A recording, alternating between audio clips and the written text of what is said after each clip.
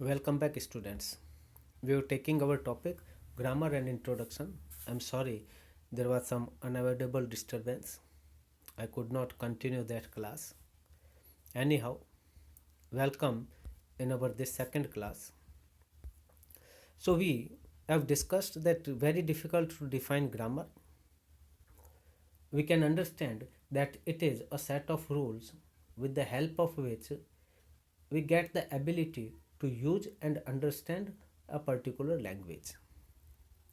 In a language, grammar operates right from the beginning, right from the alphabet, phonology, to the semantics, to the derivation of meaning from the sentence and from the discourse. Phonology, as is well known, is the study of the sounds of a language, while semantics is the study of meaning. So, grammar starts from the alphabet, from the sound system of a language, and it ends with the proper understanding of the language. Grammar studies the way in which words, means the smallest form of word is morphemes, they are joined to form meaningful sentences. How sounds are joined to form words, how words are joined to form sentences, and how sentences are joined and taken together to understand the meaning of a discourse. This brings us to the study of syntax, which is the basic ingredient of grammar. Grammar tells us the difference between sets of sentences like Ram killed Ravan or Ravan killed Ram.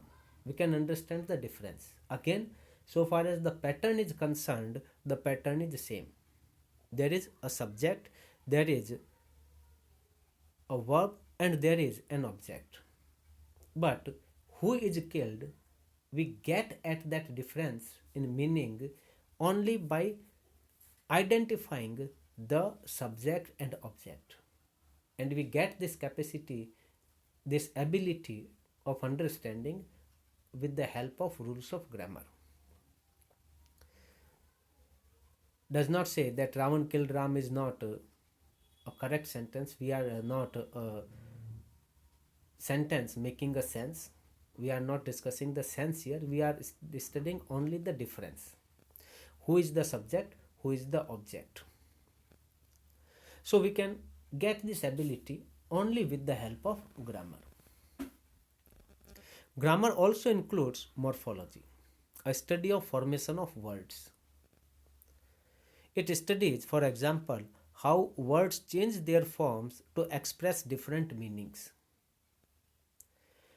An English verb take, for example, takes five different forms: take, takes, took, taken, taking, to express five different meanings. In Sanskrit, a verb takes nine different forms, which are the vibhaktis, corresponding to three different persons and tenses in that language. Sanskrit has its different rules of grammar, English has its different rules of grammar. Similar is the case with Latin. All this study of information of words, different inflections of words, forms a part of any grammatical study. You can take up any grammar book and you will find that first of all it deals with words. How we can form different parts of speech by one word. Brave, bravely, child, childhood, childish, childlike, in this way. Then gradually we move to tenses and then we start forming the sentences. Then there is the special types of sentences. The in English we can say there are modals and active and passive and narration, and thus the study of grammar continues. To In short, we can say that a study of grammar includes the study of five fundamental units of grammatical structure.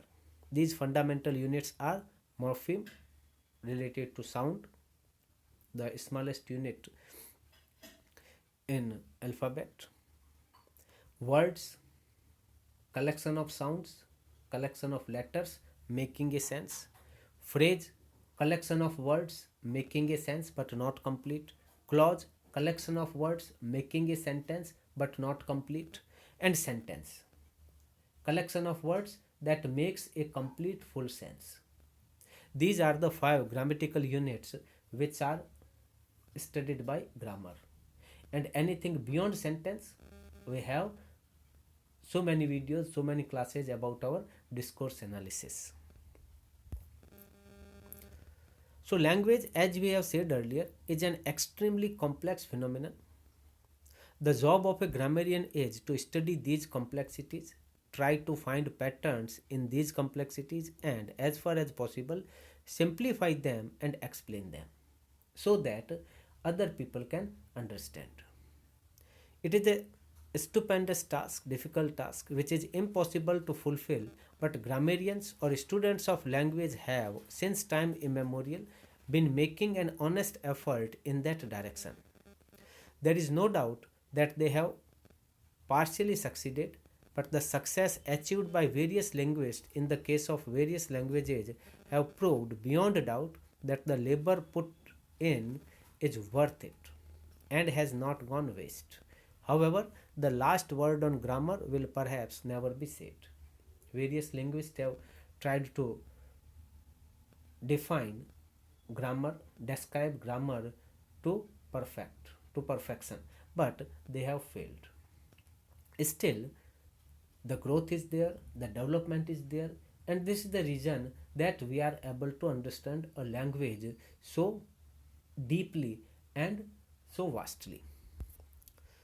To sum up, we can say, to end our this class about grammar, it is very difficult to define the term grammar. Everybody, however, intuitively knows what grammar is and where the rules of grammar are broken.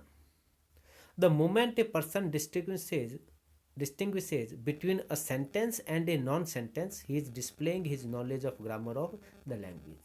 When we get the ability whether a sentence is correct or not correct, it means that we have knowledge of grammar of that language. Grammar is an attempt to discover patterns in language structure, an attempt to classify words and sentences, and then to deduce certain rules. Grammar, being a scientific study, is descriptive, not prescriptive. So, rules of grammar, even rules of grammar, tend to change. Grammar is said to operate between phonology and semantics. It studies the way in which words or morphemes join to form meaningful sentences. A study of grammar includes the study of five fundamental units of grammatical structure, namely morpheme, word, phrase, clause, and sentence. That's all. Thank you, student. See you in our next class where we will continue our discussion about grammar. Thank you very much.